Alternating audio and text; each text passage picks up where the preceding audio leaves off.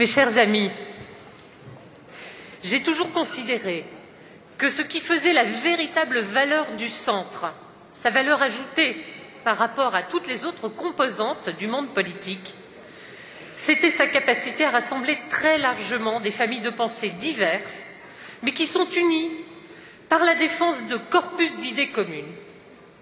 Ce qui nous rassemble, c'est notre même idée de la nécessité de construire ensemble une Europe unie, d'assurer un développement économique harmonieux de nos territoires, mais que ce développement repose sur une économie de marché régulée, soucieuse, comme une de nos amies l'a rappelé tout à l'heure, de ces très petites entreprises, de ces PME qui se tournent vers l'avenir. Recherche, innovation, formation doivent en être les piliers, mais une économie citoyenne. Et cela doit se combiner ensuite avec un système de protection sociale juste et efficace. Notre marque de fabrique, c'est bien cette recherche du juste équilibre, loin des excès d'un libéralisme réducteur ou d'un socialisme d'un autre âge. Quand on m'a demandé de parler de solidarité, j'ai d'abord pensé au constat formulé par un petit livre qui a été publié cet hiver et qui s'appelle « La société de défiance ». L'ouvrage de Yann Algan et Pierre Cahuc nous explique comment notre modèle social est devenu au fil du temps générateur de défiance et d'incivisme. C'est un constat dur, puisque sa conclusion est que notre croissance est moindre parce que le déficit de confiance et de sens civique réduit significativement l'emploi et le revenu par habitant. Mais c'est un constat juste que j'ai vérifié quand j'ai travaillé sur la question des minima sociaux et de l'accès à l'emploi. À l'évidence, nous arrivons en matière de solidarité, que ce soit en termes d'emploi, de prestations sociales, de logement social, à des dispositifs empilés comme des millefeuilles. Ces dispositifs tellement complexes dans leur volonté de couvrir tous les cas individuels, tellement compliqués à mettre en œuvre que nous finissons par pénaliser ceux-là même que nous avions pour objectif d'aider.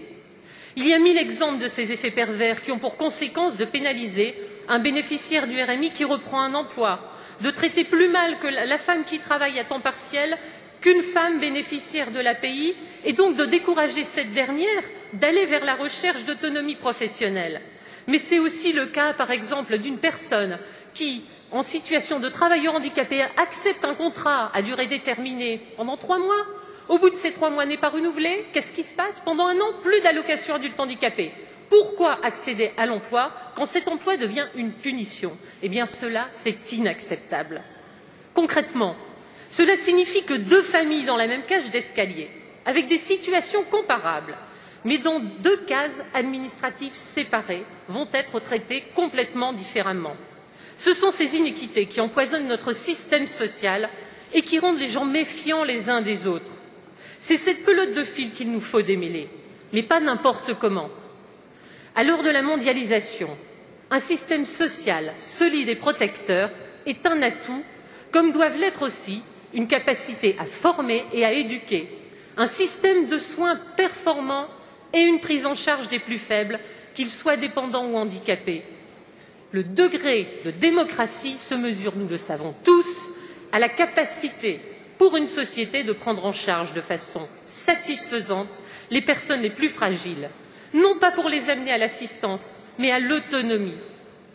C'est justement parce que nous sommes au cœur de la recherche de l'équilibre entre l'économique et le social que nous pouvons être force de proposition pour tirer le bon fil conducteur.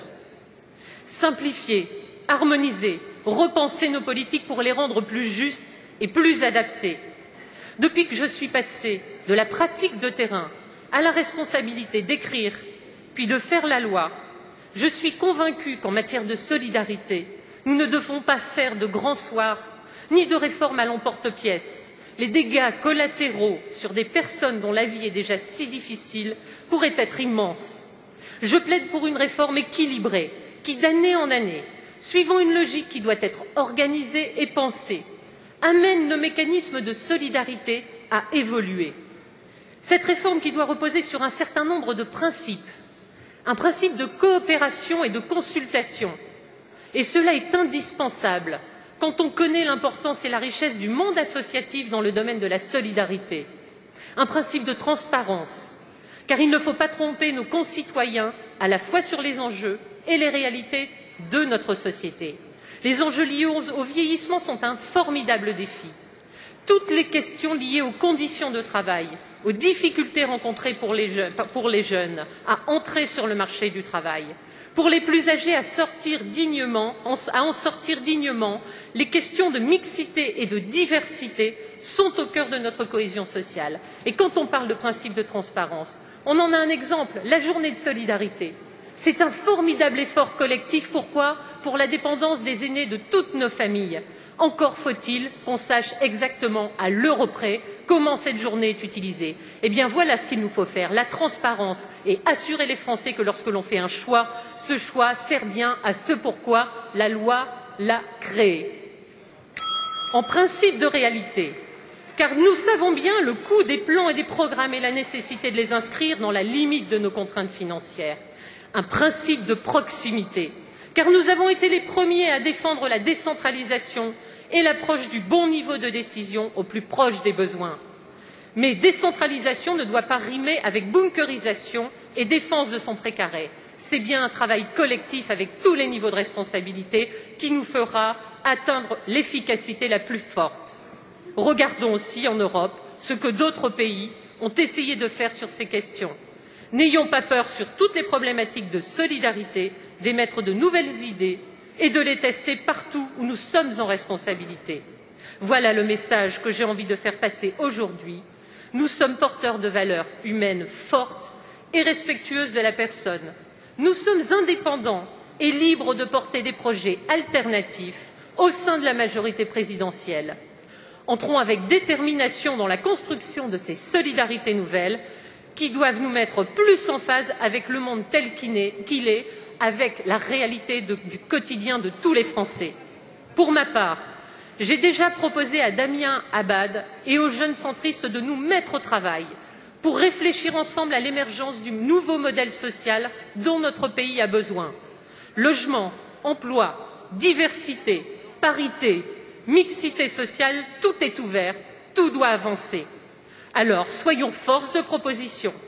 Des idées semées par quelques-uns, on voit bien quelques années plus tard que ces précurseurs ont défriché le terrain, ouvert des pistes et qu'à terme, ces réflexions portent leurs fruits. Soyons pour la majorité présidentielle ces nouveaux découvreurs qui feront émerger les tendances de demain et qui auront pour objectif de réconcilier les Français avec une solidarité à la française, rénovée, plus juste, plus équitable, et c'est bien le nouveau centre qui doit les porter et les conforter. Voilà, les amis, une feuille de route bien remplie, bien chargée, pour laquelle nous avons besoin de toutes vos contributions et de votre soutien. En tout cas, voilà un axe de travail sur lequel tout est à faire avec vous. Merci de m'avoir écouté.